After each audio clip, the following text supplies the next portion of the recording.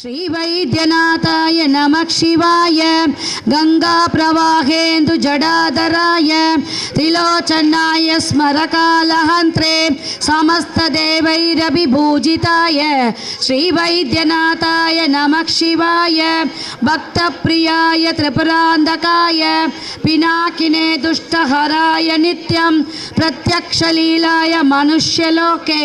श्रीवैद्यनाथाय नमः शिवाय प्रबुद्धवादादि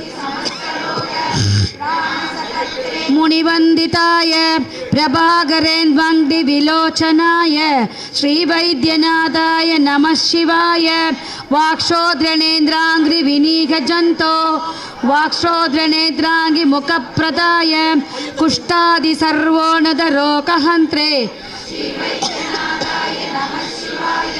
वेदांत वेद्याय जगन्मयाय योगीश्वरध्येय पदाम्बुजाय त्रिमूर्तिरूपाय सहस्रनाम्ने श्रीवैद्यनाथाय नमः शिवाय स्वतीतमृद्भस्म मृदंगबाजां पिशाचदुःखातिभयापहाय आत्मस्वरूपाय शरीरबाजां श्रीवैद्यनाथाय नमः शिवाय श्रीनीलकण्ठाय वृषध्वजाय षड्गन्धभस्मात्यभिशोभिताय सुपुत्रधारादि सुभाग्यदाय श्रीवैद्यनाथाय नमः शिवाय वालाम्बिकेश वैद्येश भवरोगहरेदि च